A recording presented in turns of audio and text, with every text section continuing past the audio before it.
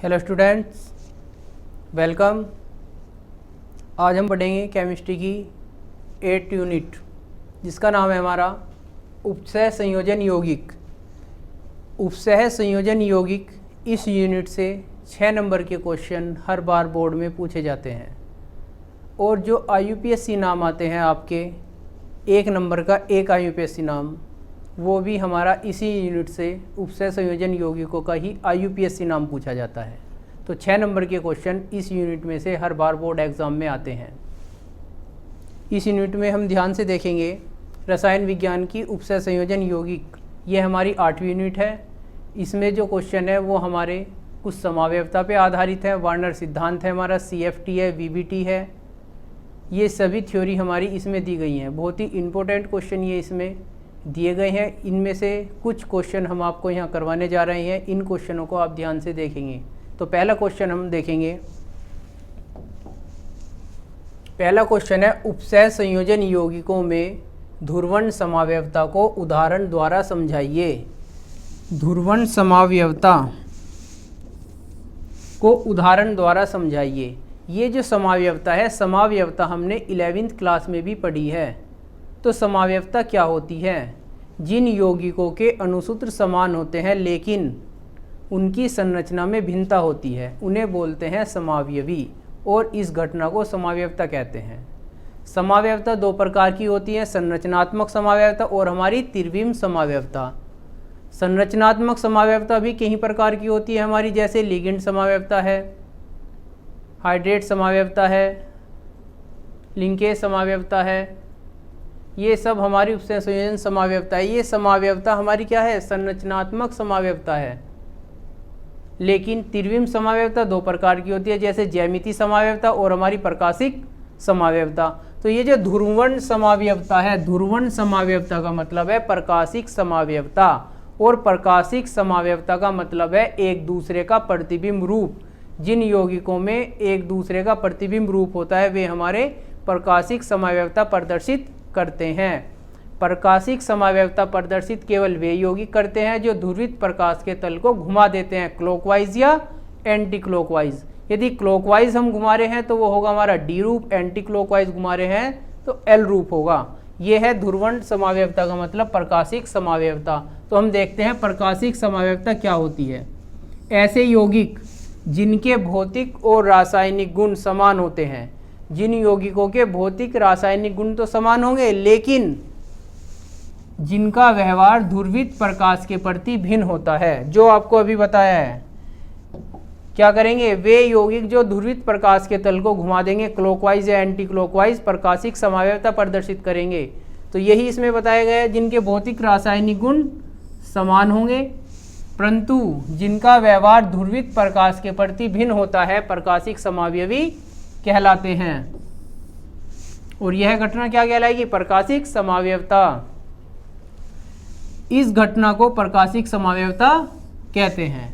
समावयवी जो उनसे भी समावयवी होते हैं हमारे, यदि प्रकाश के ध्रुवित प्रकाश के तल को दाईं ओर घुमाते हैं, दाईं ओर का मतलब है क्लॉकवाइज, तो वो कहलाते हैं हमारे दक्षिण ध्रुवण घूर्णक या D रूप। ये देखो यहाँ दिया गया है D रूप।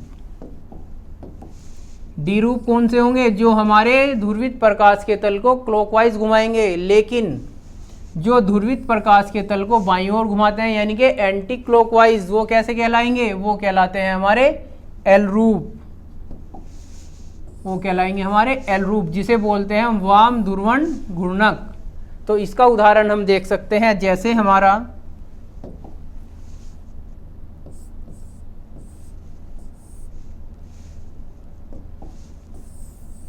ध्यान से देखना इसे।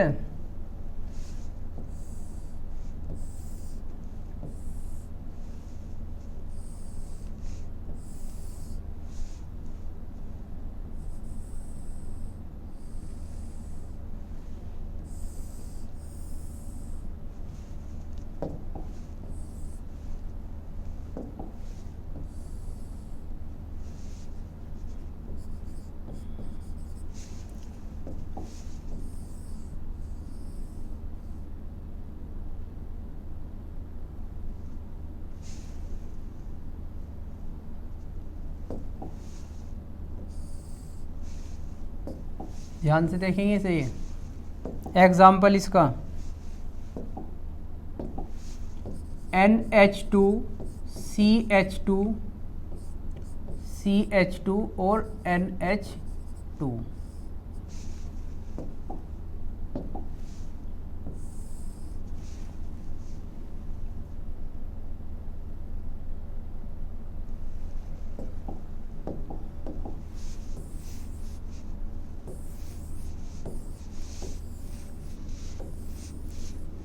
एग्जाम्पल ले लेंगे हम। यहाँ देखो COEN का होल थ्राइज, ये उपसय संयोजन ये यौगिक है। EN का मतलब होता है एथिलीन डाइएमीन। तो CO एक हमारा प्रदर्शित समावयवता प्रदर्शित करेगा। कैसी?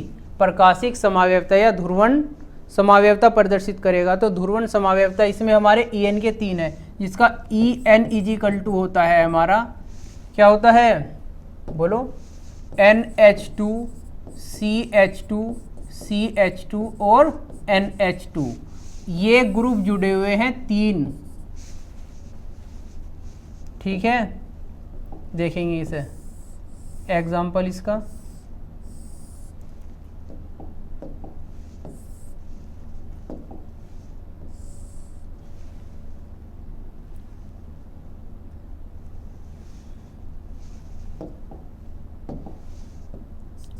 NH2 CH2 CH2 और NH2। इसी तरह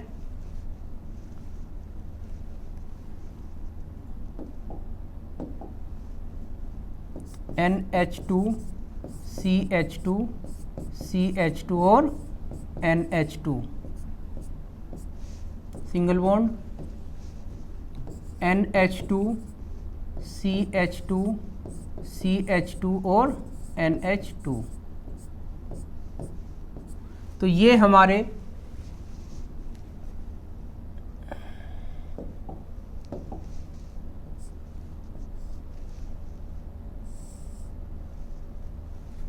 यदि हम इसमें बीच में दर्पण लगा देते हैं तो इसका दूसरा रूप हो जाएगा हमारा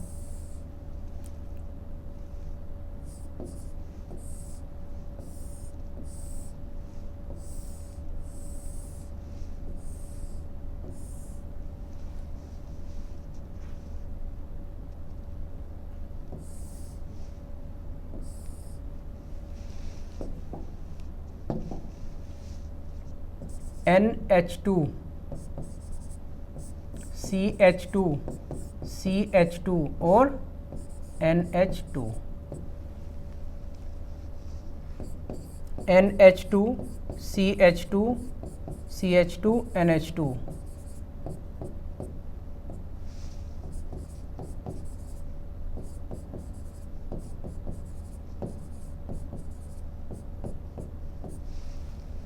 तो ये दोनों जो रूप है ये हमारी डी फॉर्म होगी और ये होगा हमारा एल फॉर्म।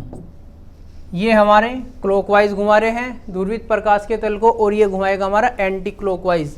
ये एग्जाम्पल होगा प्रकाशिक समावयवता का। ठीक है, ये जो हमारा लगा हुआ है दर्पण लगा हुआ है।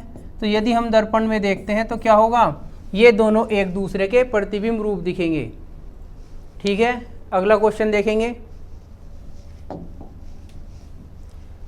IUPAC नियमों का प्रयोग करते हुए निम्न के नाम लिखिए। ये यौगिक हमारे दिए गए हैं 1 2 3 4 5 और 6। ये हमारे 6 यौगिक दिए गए हैं। ये कैसे यौगिक हैं? हमारे उपसह संयोजन यौगिक, जिनके IUPAC नाम हमें लिखने हैं। IUPAC नाम सभी चैप्टरों में है, ऑर्गेनिक में भी और हमारे उपसह संयोजन यौगिक में भी। तो उपसह संयोजन यौगिकों के जो IUPAC नाम लिखते हैं वो IUPAC नाम हम लिखते हैं। इनसे जुड़े लिगेंड और केंद्रीय धातु परमाणु थोड़ा सा एक बार देख लेंगे। जैसे ये है हमारा K4 पहला यौगिक ही है, K4 FeCN का होल 6। तो यहाँ हम देख सकते हैं K4 और ये जो ब्रैकेट के अंदर दिया गया है हमारा FeCN का होल 6।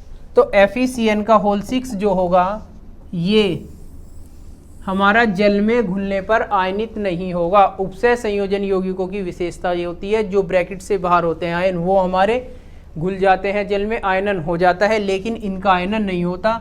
जो उपसय संयोजन क्षेत्र, इसे बोलते हैं उपसय संयोजन क्षेत्र ब्रैकेट को, इसके अंदर हमारे धातु और लिगेंड होते हैं वो जुड़े होते हैं, इन्हें बोला जाता है लिगेंड।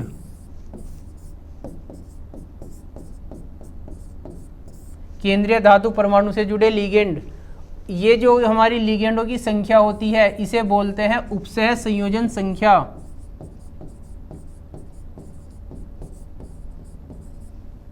उपसय संयोजन संख्या, और ये होता है हमारा केंद्रीय धातु परमाणु।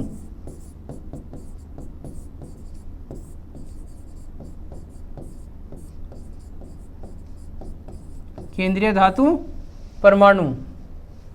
तो इसका IUPAC नाम लिखने के लिए हमें देखना होगा, जो ये हमारा उपसय संयोजन क्षेत्र हमें दिया हुआ है ये हमारा धनात्मक है या ऋणात्मक है। तो जब हम इसका आयनन करेंगे तो आयनन हो जाएगा पोटेशियम आयन, ठीक है, प्लस FeCN का होल 6, FeCN का होल 6। तो ये क्या होगा हमारा ऋणात्मक, धनायन और ऋणायन। तो यानी जो ब्रैकेट हमारा दिया गया है ये क्या होगा, ये होगा हमारा ऋणात्मक। जब ऋणात्मक होता है तो जो केंद्रीय धातु परमाणु होता है, केंद्रीय धातु परमाणु, इस पर लगा देते हैं हम क्या, केंद्रीय धातु परमाणु पर के नाम के बाद में हम लगाएंगे फेरेट, 8 जोड़ देते हैं। जब हमारा उपसय संयोजन क्षेत्र जो होता है ये हमारा ऋणात्मक होता है तो केंद्रीय धातु परमाणु के नाम के अंत में 8 लगा देते हैं, और जितना भी हमारा इस ब्रैकेट पर चार्ज होता है वो चार्ज हमारा क्या होता है, केंद्रीय धातु परमाणु की उपसय संयोजन संख्या। निकालते कहते हैं ऑक्सीकरण संख्या, कैसे निकालते हैं देखेंगे। अब नाम बाद में लिखेंगे, पहले ऑक्सीकरण संख्या निकालनी देखेंगे।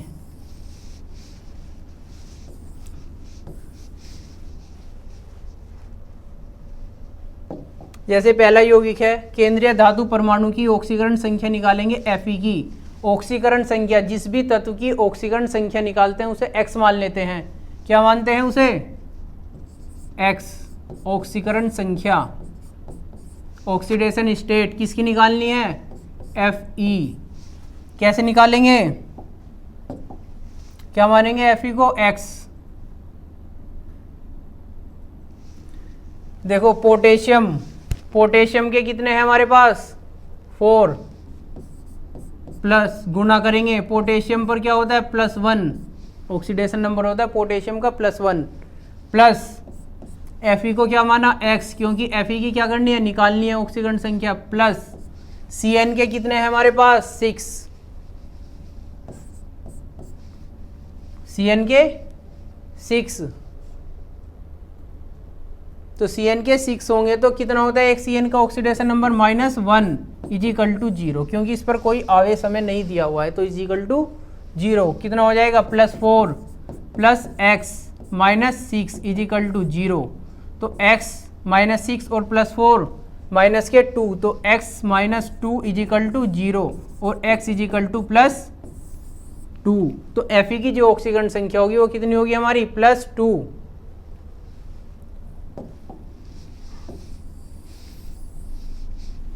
तो अब इसका IUPAC नाम लिखेंगे। तो IUPAC नाम लिखने के लिए क्या करेंगे, देखो पहले लिखते हैं संख्या। संख्या कितनी है, 6 के लिए लगाते हैं हेक्सा। Cn के लिए लगाते हैं साइनो, देखेंगे इसे दोबारा करेंगे।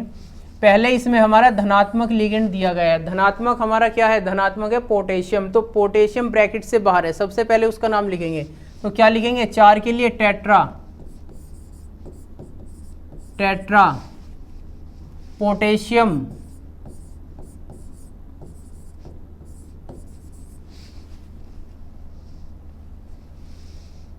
Tetra potassium.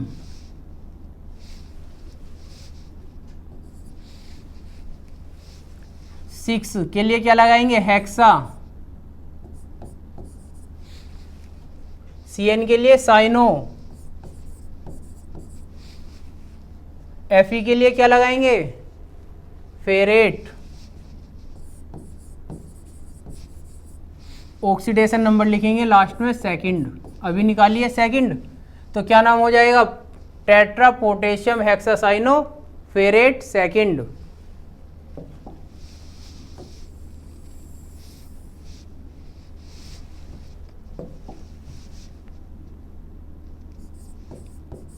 टेट्रा, हिंदी में देख लो, हिंदी में कह रहे हैं ये tetra potassium, tetra potassium hexacyano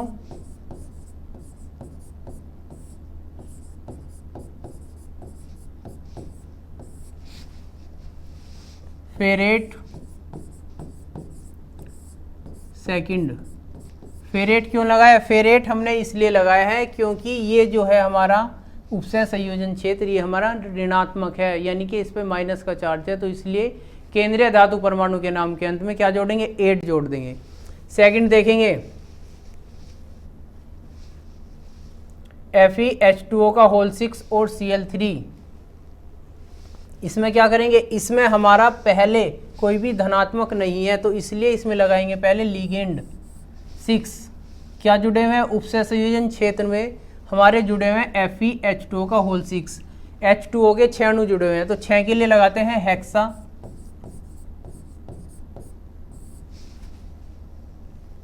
aqua, जल के लिए एक्वा जोड़ते हैं,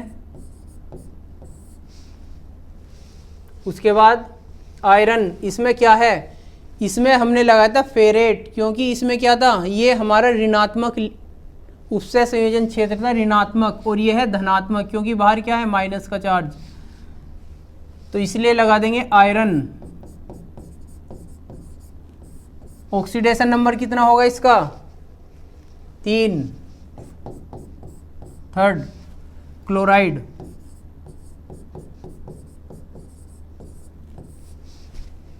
hexa aqua iron third chloride, chloride 1 है, 2 है, 3 है, क्लोराइड ही लगाएंगे। इसी तरह पोटेशियम के लिए पोटेशियम लगाएंगे, इसके लिए हम सॉरी टेट्रा नहीं लगाएंगे, पोटेशियम लगाएंगे बस, पोटेशियम हेक्सासाइनो फेरेट सेकंड, और इसके लिए लगाएंगे hexa aqua iron third chloride. अरे भाई गलती तो हो जाती है, ये थोड़ी बहुत ध्यान से देखना इसे। प्लेटिनम, ऐसे ही इसमें करेंगे, 6 के लिए क्या लगाएंगे, हेक्सा, अब तो सबको आ गया है, बोलो हेक्सा। NH3 के लिए एमीन। प्लेटिनम ये क्या है हमारा, Cl, ऋणात्मक बाहर है तो ये क्या होगा, धनात्मक होगा, तो धनात्मक होगा तो क्या लगेगा, प्लेटिनम ही लगेगा।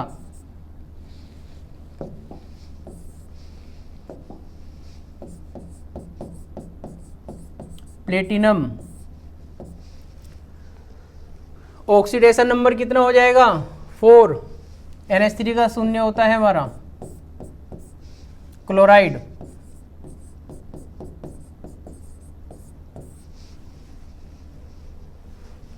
थर्ड का देखेंगे, हमारा 4th नंबर है NiCO का और 4, तो इसमें क्या लगाएंगे, टेट्रा, 4 के लिए tetra,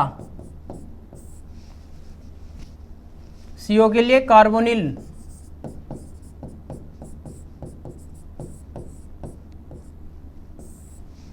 tetra carbonyl nickel,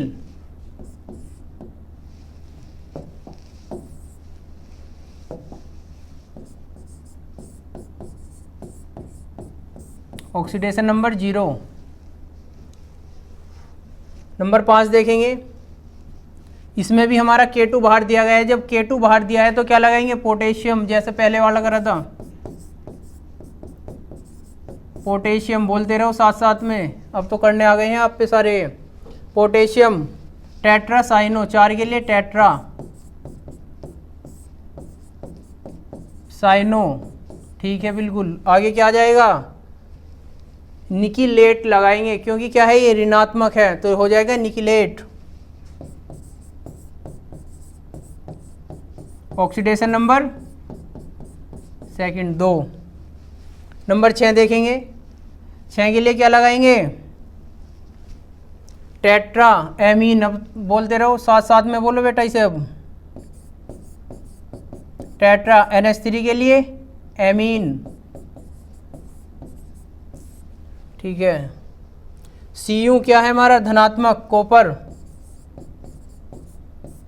oxidation number कितना हो जाएगा?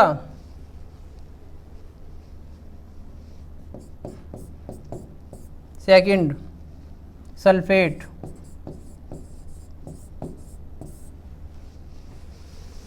पोटेशियम यदि हमारा भार है 1 है 2 है 3 है 4, इससे हमें कोई मतलब नहीं है, तो पोटेशियम को पोटेशियम ही लिखेंगे, पोटेशियम हेक्सासाइनोफेरेट। सेकंड क्या है? केंद्रीय धातु परमाणु की ऑक्सीकरण संख्या। इसी प्रकार सेकंड में देखेंगे hexa aqua iron third chloride. Hexa क्या लगाएंगे? पहले लिगेंड का उपसय संयोजन संख्या, ये जो होती है ये होती है हमारी उपसय संयोजन संख्या। Fe फेरेट कब लगाएंगे? जब उपसय संयोजन जो क्षेत्र है वो हमारा ऋणात्मक होगा। थर्ड देखेंगे हेक्सा एमीन, पहले इसका नाम लिखेंगे उसके बाद एमीन, NH3 के लिए एमीन लगाते हैं। प्लेटिनम 4 ऑक्सीडेशन स्टेट होगी इसकी, और क्लोराइड इसके लिए लगाएंगे क्लोराइड, इसके लिए भी क्लोराइड। 3 या 4 से मतलब नहीं है भाई, क्लोराइड ही लगाएंगे। जैसे इसमें हमने पोटेशियम लगाया है, इसमें भी पोटेशियम लगाया, 2 3 1 से कोई मतलब नहीं है। इसी प्रकार से क्लोराइड में भी 2 3 4 से कोई मतलब नहीं, क्लोराइड ही लगाएंगे। इसमें देखेंगे NiCO का होल 4 टेट्रा कार्बोनिल निकिल 0, जो CO होता है कार्बोनिल, इसकी ऑक्सीडेशन स्टेट होती है 0, तो जब इसकी 0 होगी तो निकिल की भी क्या होगी? 0। ऐसे इसमें लिखेंगे पोटेशियम टेट्रासाइनो, CN की ऑक्सीडेशन नंबर होता है -1, सही है। Ni निकिलेट, क्योंकि ये क्या है हमारा? ऋणात्मक, सेकंड। ऐसे ही इसका नाम लिखेंगे, ठीक है, इन्हें ध्यान से करेंगे। और जो नाम इसमें दिए गए हैं विद्या क्वेश्चन बैंक में, जो आपके बार बार रिपीटेड IUPAC नाम है उपसय संयोजन यौगिकों के, केवल वे ही दिए गए हैं, उन्हें आप ध्यान से एक बार और करेंगे। अगला क्वेश्चन देखते हैं। देखो बेटा ये क्वेश्चन देखते हैं, वार्नर थ्योरी, वार्नर सिद्धांत की अभिधारणाएं लिखिए।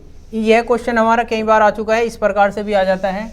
उपसय संयोजन यौगिकों के वार्नर सिद्धांत की अभिधारणाएं लिखिए। वार्नर जो थे हमारे एक वैज्ञानिक थे, जिन्होंने उपसय संयोजन यौगिकों की स्थायित्व को देखने के लिए एक सिद्धांत दिया, जिसे बोलते हैं वार्नर सिद्धांत।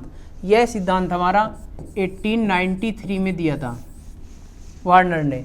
तो वार्नर ने बताया जो उपसय संयोजन यौगिक होते हैं उनमें 2 प्रकार की वैलेंसी होती हैं। संयोजकता जो होती है 2 प्रकार की पाई जाती हैं, एक संयोजकता प्राथमिक संयोजकता और दूसरी होती है हमारी द्वितीयक संयोजकता। जो प्राथमिक संयोजकता होती है वो हमारी आयनिक होती है, यानी जब यौगिक को जल में घोला जाता है तो वो हमारी आयनित हो जाती हैं। लेकिन जो द्वितीय संयोजकता होती है वो आयनित नहीं होती।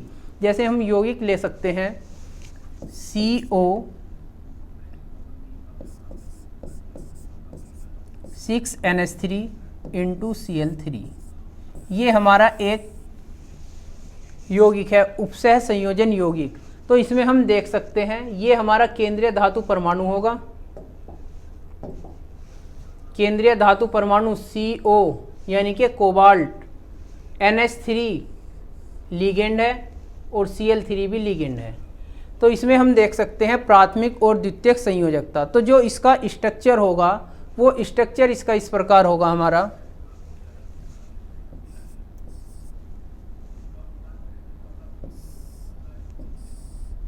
ज्योमेट्री जो होगी इसकी ऑक्टाहेड्रल होगी हमारी।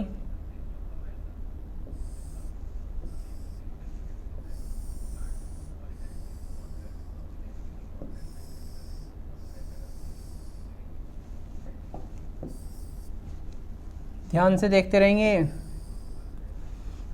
NH3 के हमारे 6 अणु जुड़े हुए हैं। NH3 NH3 NH3 NH3 NH3 NH3 और NH3, ठीक है। तो NH3 से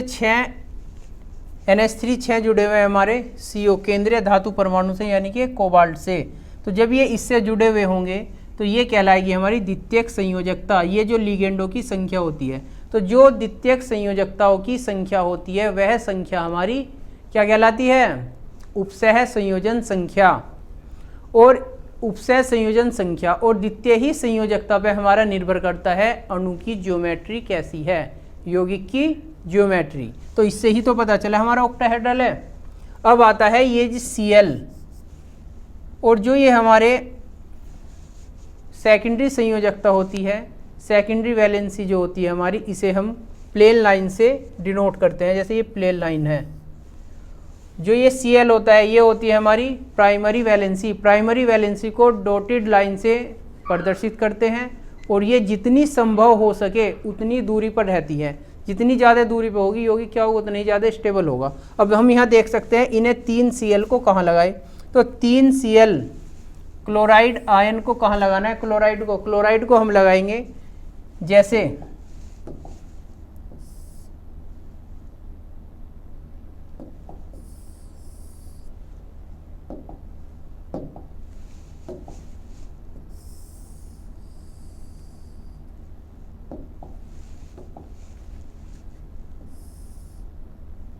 तो ये जो लाइन है हमारी, ये हम डॉटेड लाइन से दिखा सकते हैं। जो हमारी प्राइमरी वैलेंसी होती है वो होती है डॉटेड लाइन Cl।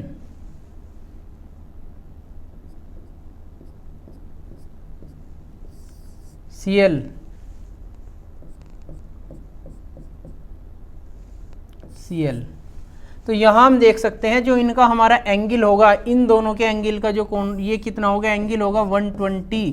तो 120 डिग्री जो है हमारा सबसे ज़्यादा एंगल है इनके बीच। इससे कम हो सकता है, ज़्यादा नहीं हो सकता है, क्योंकि यहाँ अगर हम लेते हैं तो क्या होगा, बॉन्ड एंगल इनके बीच में घट जाएगा।